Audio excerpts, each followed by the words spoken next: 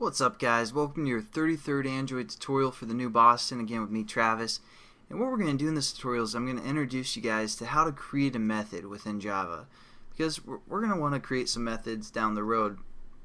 But basically this method that we're going to set up is just going to initialize all of our reference points from Java to the XML that we have set up here. So it's not really going to do anything new for our activity, but I just want to show you guys how we can set that up. And the first thing that we're going to do is define just our variable above our onCreate method, because this new method that we're going to use, we want to use these variables in both methods and make sure it's the same. So again, we're just going to go above the onCreate method and just set up our variables such as button. Make sure it's the exact same as you guys have it spelled in here within our onCreate method. And we're just going to set them up. So we're going to say button, and we're going to create a button check command. Toggle button was pass tog, and then edit text was input, and text view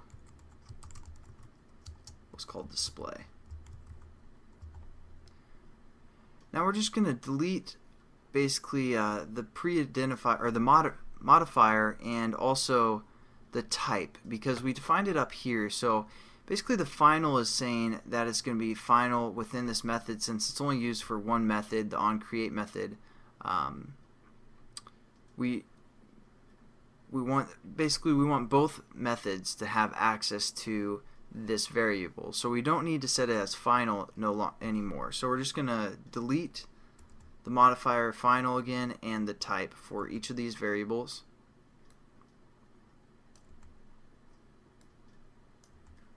And it's pretty much going to do the same thing, but now what we want to do is create a method that's basically going to hold these four commands within there. So we're going to call this method whatever you guys want. Let's say like bacon and eggs. I don't know, just because I'm really hungry right now.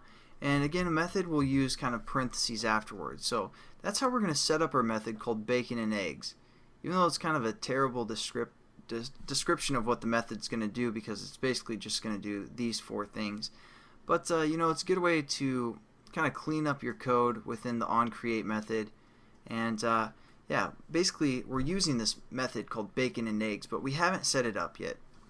So an easy way to create a method would just be to hover over it in Eclipse, and it says create the method bacon and eggs. So we're going to click that, and as you guys notice, down at the very bottom, after our onCreate method closes, there's this new method called bacon and eggs, and it's private void.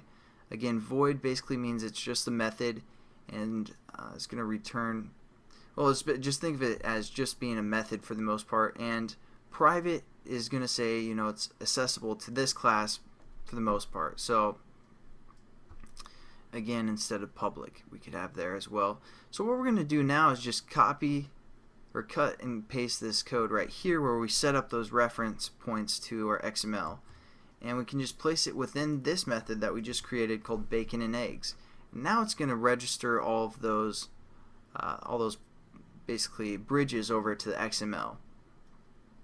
And so again, when our program starts, it's going to call this onCreate method, and then it's going to set the content view, and then it's going to be like, oh, bacon and eggs. It's not going to do anything below this bacon and eggs method until it calls the bacon and eggs method. And it's going to go shoot down here and be like, oh, what am I supposed to do? It's like, oh, okay, I'll do this real quick. And then it's going to shoot back up to this line of code and just continue onward. So I mean, it's not, obviously this didn't really change anything with our application, but I just wanted to show you guys, again, kind of emphasize the point that the final will have to be removed when we define it above our method onCreate, so it can be used within multiple methods, and as well as how to set up your own personalized method. And then the next tutorial we're going to get into another thing that we can do with Java is called implementing. We can implement a class, and I'll show you what that does.